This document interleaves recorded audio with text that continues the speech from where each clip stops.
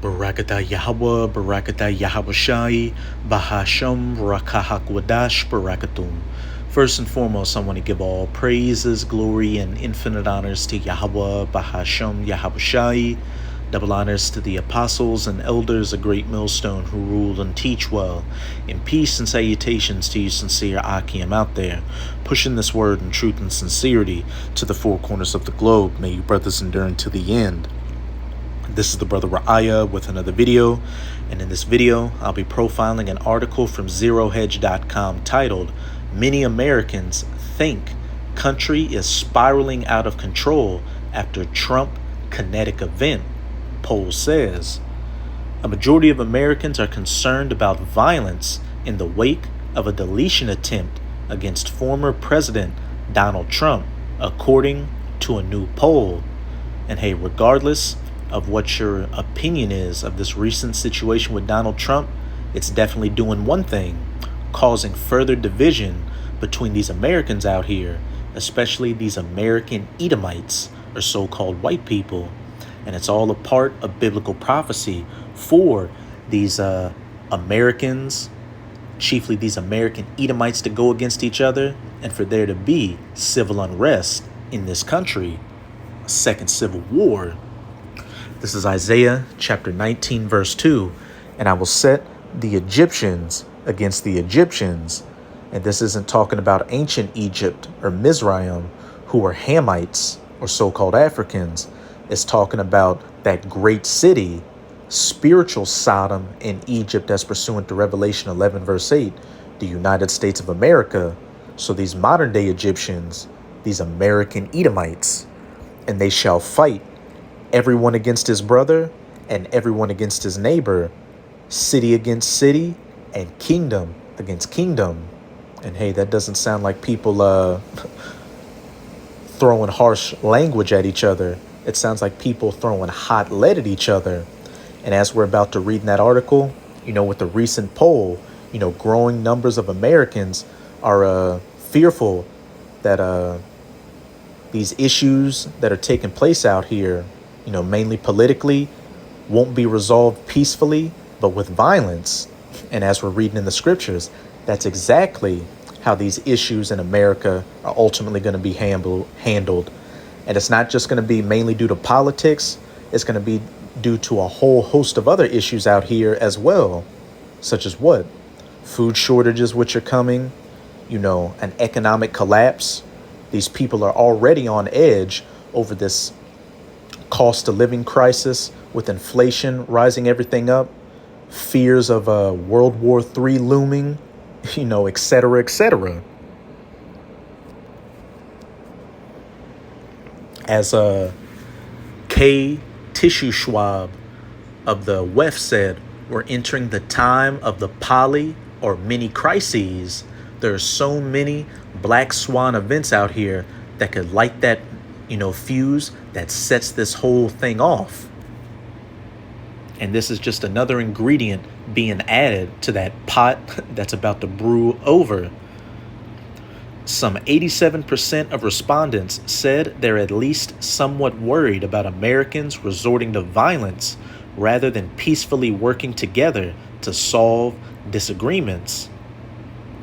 86% of respondents said they're concerned about acts of violence throwing America into chaos. 67% said they're worried about violent acts being carried out against people over political beliefs. And 58% said they're concerned about acts of violence being committed against people due to their religious beliefs. And hey, when you look at the climate of America right now, anywhere these people can be divided on, they're divided on. Politics, religion, race, gender, class, etc., etc. It's hard to, have a conversation with the average person out here without tempers and emotions flaring up. The poll was carried out by an Ipsos on July 16th, 3 days after a man in Pennsylvania fired at former President Trump as he spoke at an outdoor rally. The former president's right ear was struck by the anti-seed. He has made several appearances since the rally, and his campaign has said he is fine.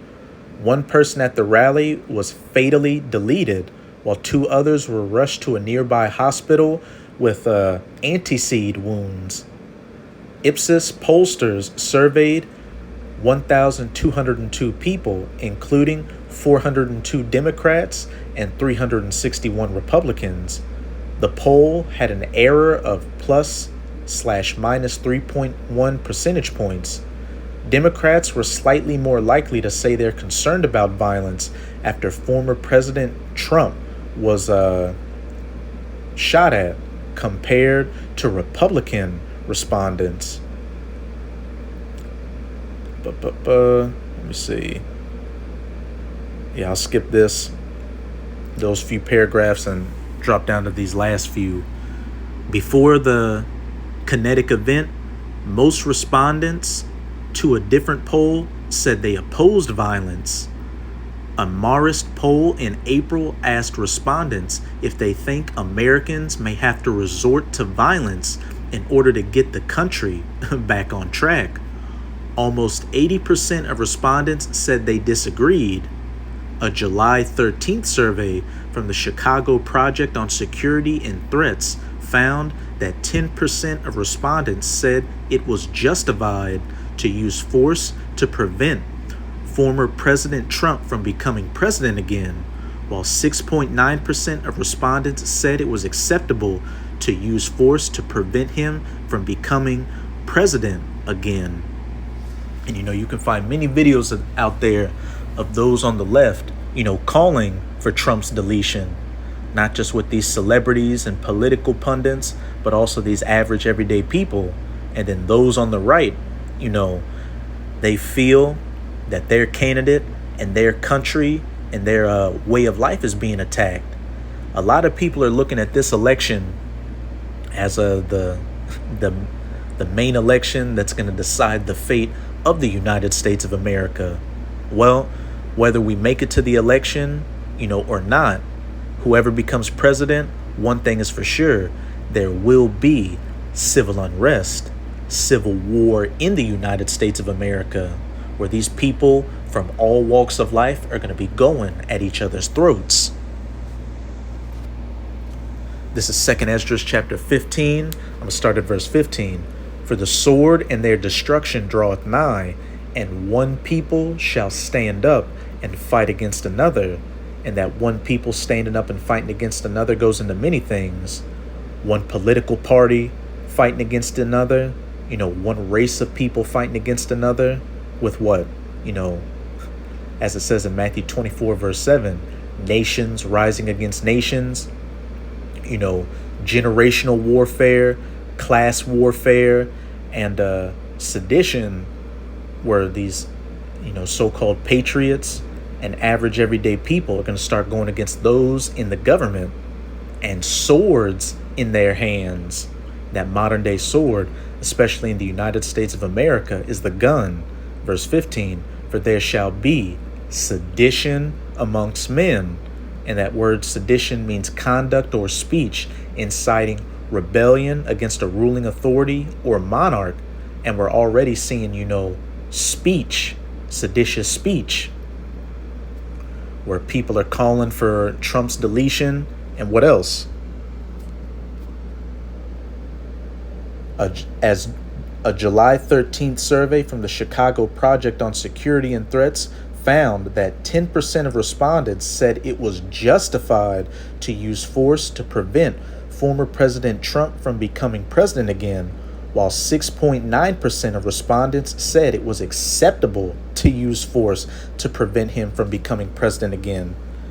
So we've got the seditious speech, and the next thing that's going to follow is the seditious actions. And invading one another, they shall not regard their kings nor princes.